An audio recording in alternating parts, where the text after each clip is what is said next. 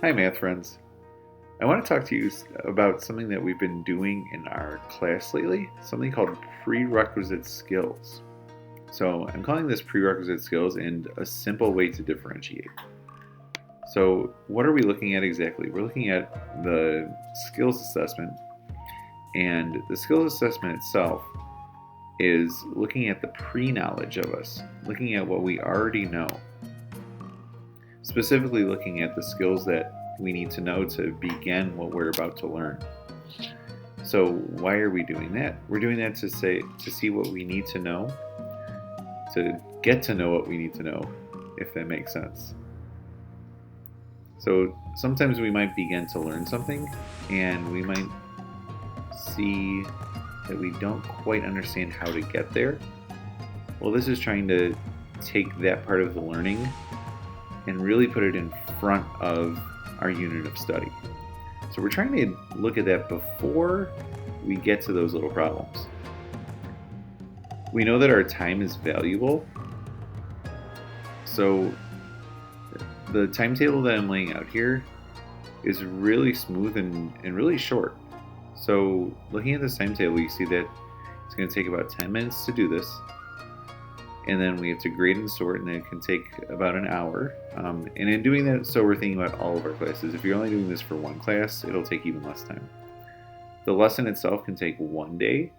If your needs are bigger, you might take another optional day, but really just one day.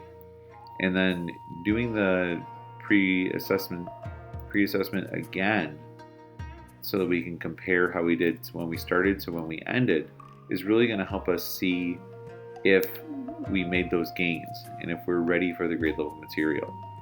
So in all, it takes 1 or 2 days total, and we know that that takes time away from our curriculum map, but in the end it really saves time, right? Because then we don't have to try to think of new lessons, we don't have to try to address skills on the fly as much.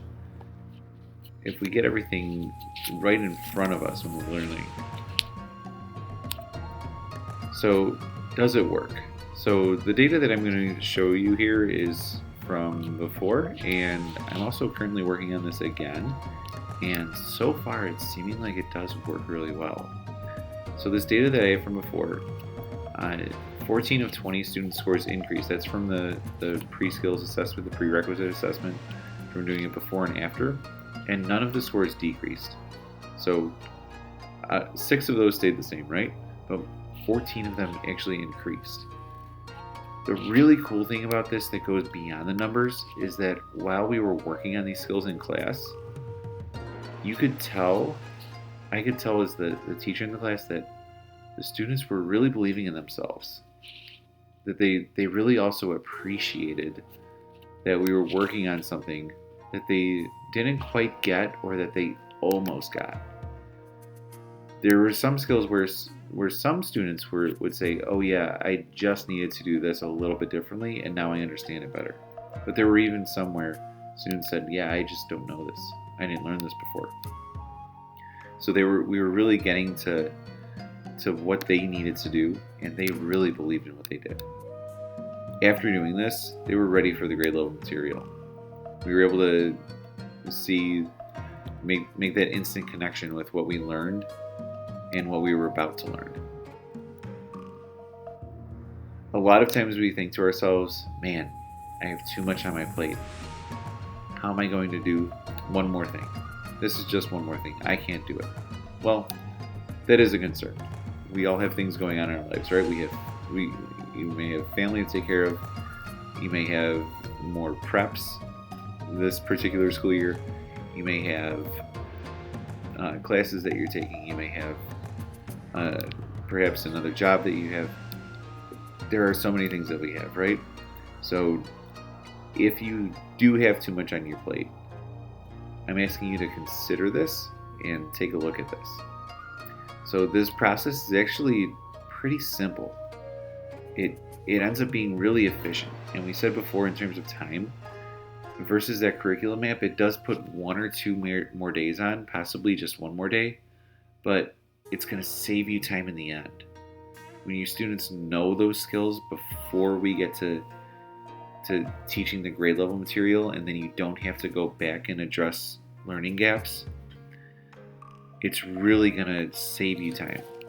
Putting the student needs first, they really appreciate that when we see this. Also, when you present this, when you start to do this with students and you really tell them why we're doing it and you tell them why it really focuses on them and their learning, they really get a sense of understanding for it. All right. Like anything else, though, we can't just run this process without believing in it, without thinking maybe this will work for me. And perhaps when you start this, maybe you want to start this with only one of your classes.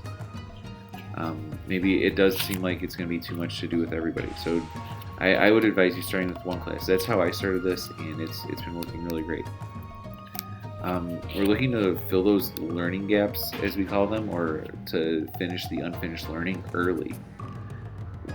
We don't want to get into, and I've said this before here, we don't want to get into a couple weeks into a unit and see new material that isn't new, it's from a couple grade levels ago, but their students don't get it, and then we have to make that up again. Right? And again, the connection to the grade level material, we're connecting what they learned before or could have learned before, and we're building that bridge, or we're solidifying that bridge now to the grade level material that we know they need to get to.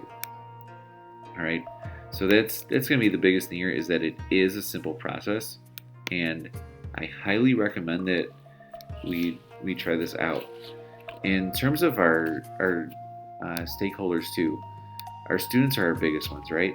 And if we explain this to our parents of we're taking a day away from the actual curriculum map to help our students know what they need to know, all that focus is on the students. That's where we need to be. That's where our teaching and learning needs to be at. In terms of colleagues too, thinking of stakeholders, that's where I came up with the too much on our plate, right? So let's really be kind. Let's really